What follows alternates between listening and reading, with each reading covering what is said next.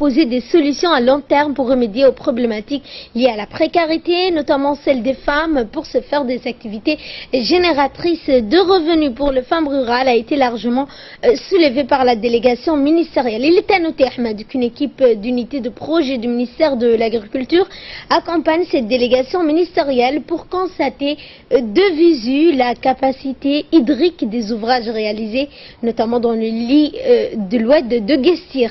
La délégation ministérielle a profité de cette visite en milieu rural pour octroyer aux habitants de Guestir des denrées alimentaires. Des propositions leur ont été faites, notamment celles les incitant également les hommes et femmes de Guestir à s'engager dans l'agropastoralisme qui reste aujourd'hui l'alternative pour les populations nomades qui ont perdu la quasi-totalité de leur cheptel, liée notamment aux aléas climatiques. Merci Fardous pour toutes ces précisions. Les autorités de la région donc ont remercié la délégation ministérielle pour sa visite auprès des populations reculées de Guestir où les problèmes sociaux sont palpables. Cette visite a permis de remettre un don alimentaire qui vient à quelques jours donc, du mois béni du Ramadan, et les discussions ont permis de réfléchir à des pistes de développement. Après la perte du cheptel et les aléas climatiques, les autorités régionales ont soutenu l'idée de la délégation à développer l'agropastoralisme au profit de la population de la localité de Guestir.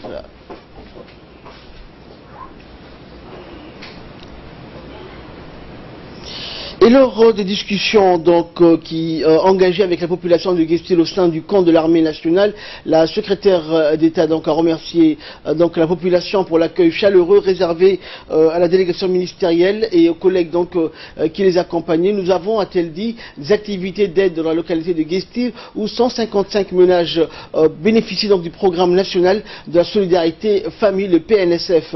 Maintenant, nous allons essayer de renforcer les capacités de la population pour se lancer dans les activités agropastorales à Guestir. Nous allons accompagner à poursuivre la secrétaire d'État ces activités en soutenant la population et nous allons aussi engager d'autres départements techniques pour sa concrétisation.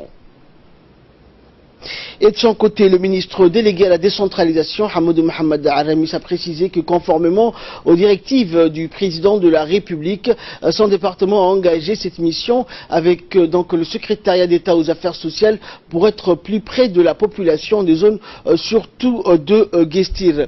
Nous allons aussi engager, a-t-il poursuivi, d'autres membres du gouvernement pour amorcer le développement de l'agropastoralisme à Guestir où les capacités hydriques sont très importantes. Nous allons faire appel a poursuivi le ministre délégué à la décentralisation, à l'expertise de la population de Assamo qui a développé le potentiel agricole dans leur secteur. La population locale, les autorités locales et même les parlementaires doivent s'engager et s'approprier le concept de développement de l'agropastoralisme à Guestir qui bénéficie également des atouts énormes. D'ailleurs, le ministre délégué a précisé que l'équipe du ministère de l'Agriculture accompagnait ce projet pour voir la capacité des ouvrages hydrauliques et enfin il a remercié la population pour son accueil chaleureux et la disponibilité également des autorités régionales. C'est une localité qui a d'histoire. Ce n'est pas une localité dont on a parlé hier, c'est une localité bien connue.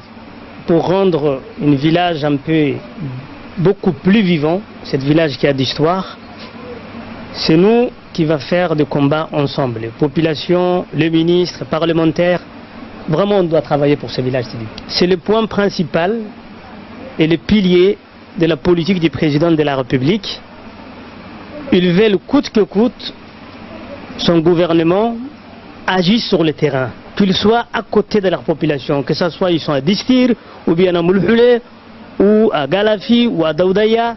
Ils veulent coûte que coûte que les membres du gouvernement doivent être à côté de cette population qui est chère pour nous.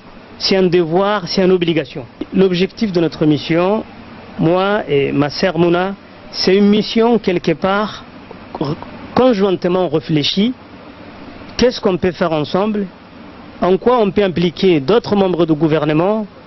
C'est une mission réfléchie pour faire que